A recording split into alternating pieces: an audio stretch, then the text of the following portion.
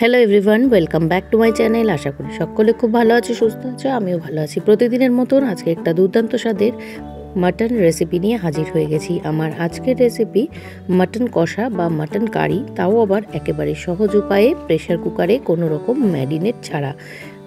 কোনো সময় এমন হয় যে ম্যারিনেট করা হয় না, তো সেই ক্ষেত্রে আমরা কিভাবে চটজলদি বানিয়ে নিতে পারি এরকম একেবারে অতি সহজে মাটন কষা। তো চলো দেখে নেওয়া যাক আমার আজকের এই মাটন কষার রেসিপিটি। সবার প্রথমে কড়াতে আমি বেশ কিছুটা তেল দিয়ে দিয়েছি। তেলটা হালকা গরম হয়ে যাওয়ার পর আমি এখানে আগে থেকে কেটে রাখা আলুগুলোকে ডুমো ডুমো করে কেটে রেখেছি, সেটাকে আমি ভেজে নিচ্ছি। আলুটা ভাজার সময় আমি এখানে সামান্য হলুদ এখানে ব্যবহার করেছি, যাতে আলুর গায়ে হালকা একটা রং ধরে আসে। তো আলুগুলো যখনই বাদামি বর্ণের হয়ে যাবে তখন কিন্তু আলুগুলো আমাদের ভেজে তুলে নিতে হবে। আর সামান্য আমি নুনেরও কিন্তু এখানে ব্যবহার করেছিলাম। তো দেখো আলুগুলো কিন্তু হলুদ দেওয়ার কারণে আরও সুন্দর একটা রং ধরে এসছে। এরপর আমি আগে থেকে কুচিয়ে রাখা পেঁয়াজগুলোকে এই তেলের মধ্যে দিয়ে দিয়েছি। পেঁয়াজটাকে বাদামি বর্ণের করে ভেজে নিতে হবে। তোমরা চাইলে কিন্তু এখানে তেলের ব্যবহার আগে থেকেই অনেকটা করতে পারো, কিন্তু আমি এখানে তেলের ব্যবহারটা প্রথমেই অনেকটা করিনি। এর একটা কারণ আছে, কারণ আমি কিন্তু এখানে মাটনটা ম্যারিনেট করিনি কাঁচা তেল দিয়ে। সেই কারণে কিন্তু আমি বেশ কিছুটা তেল এখানে দিয়ে পেঁয়াজটাকে আগে ভেজে নিচ্ছি। আর যখন আমি মাটনটা কষাবো তখন কিন্তু আমি এখানে বেশ কিছুটা কাঁচা তেলের ব্যবহার করব। তাহলেই কিন্তু মাটনের সাথে যে কাঁচা তেলের যে একটা মেলবন্ধন, সেটা কিন্তু পুরোপুরি চলে আসবে। তো দেখো পেঁয়াজটা কিন্তু আমাদের বাদামি বর্ণের পুরোপুরি ভাজা কমপ্লিট। আর এই রান্নার জন্য আমি নিয়েছি প্রায় এখানে 10 থেকে 15টা মতন রসুন কুচি আছে, আদা আছে, আর নিয়েছি একটা টমেটো। এখানে যেহেতু 1 কিলো মাংস আছে তাই জন্য কিন্তু 10-15টা মতন রসুন আমি নিয়েছি।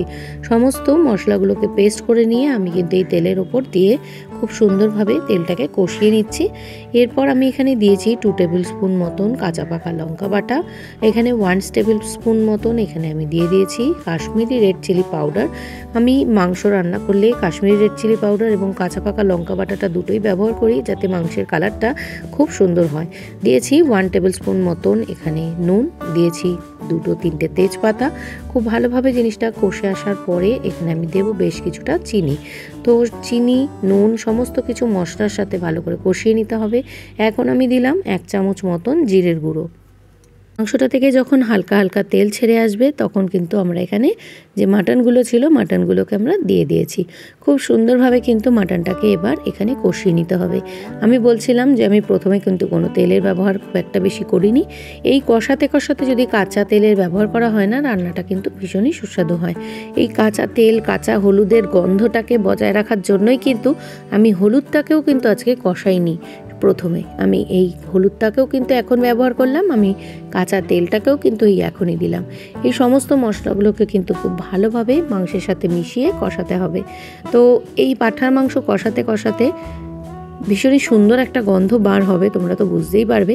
যেটা ম্যারিনেট করলে পরে যে গন্ধটা বেরোয় একদম সেই স্মেলটাই আসবে। সব সময় হয়, এমনও হয় যে ম্যারিনেট করা হলো না, তখন এইভাবে যদি তোমরা রান্না করো তখন কিন্তু ম্যারিনেটের মতনই স্মেলটা আসে, আবার খেতেও কিন্তু ভীষণ সুস্বাদু হয়। ঢাকা চাপা দিয়ে বেশ কিছুক্ষণ আমি কিন্তু মাটনটাকে কষিয়ে নিচ্ছি। যখন বেশ কিছুটা জল ছেড়ে আসবে তখন কিন্তু আমি আরও একটু নাড়াচাড়া করে দেবো, আবার বেশ কিছুক্ষণ ঢাকা চাপা দিয়ে দেবো। আর আজকে আমি মাটনটা কিন্তু একেবারেই সহজ উপায়ে প্রেশার কুকারে ঠিক 3 থেকে 4টে সিটি দিয়েই কিন্তু তৈরি করব।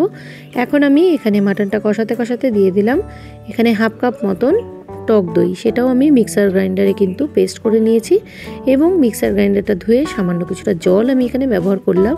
আরও বেশ কিছুক্ষণ কষাতে কষাতে তোমরা তো দেখলে বুঝতেই পারবে যে মাটনটা থেকে কতটা তেলও ছেড়ে এসছে, আর মাংসটা কিন্তু কড়া থেকে ছেড়েও আসবে। তো দেখো খুব সুন্দরভাবে কিন্তু কষে এসছে। তো ভিডিওটা চলতে চলতে একটা ছোট্ট অনুরোধ, যারা আজকে আমার পরিবারে নতুন তাদেরকে জানাই অসংখ্য ভালোবাসা। যদি তোমাদের ভিডিওটা ভালো লেগে থাকে তো অবশ্যই কিন্তু একটা লাইক করে, কমেন্ট করে, পাশে থাকা বেল নোটিফিকেশনটা অন করে আমার পরিবারে বন্ধু হয়ে যেও। তো দেখো আমি কিন্তু এখানে মাংসটা কষিয়ে নিয়েছি, আর দেখো একদম সুন্দরভাবে কিন্তু কড়াতে ধরেও গেছে। আর মাংস কষাতে কষাতে কড়াতে ধরালে কিন্তু সেই মাংসের স্মেলটা খুব সুন্দর আসে। তোমরা একবার আমার কথা শুনে কড়াইতে ধরিয়ে ধরিয়ে মাংসটাকে যদি কষাও তাহলে কিন্তু বুঝতে পারবে যে মাংসর মধ্যে আলাদা রকমের একটা স্মেল তৈরি হচ্ছে। তো দেখো সমস্ত মশলাগুলো যখন কষে গেছে আমি পুরো মাংসটাকে তুলে নিয়ে একদম দিয়ে দিয়েছি প্রেসার কুকারে, দিয়ে দিয়েছি বেশ কিছুটা গরম জল।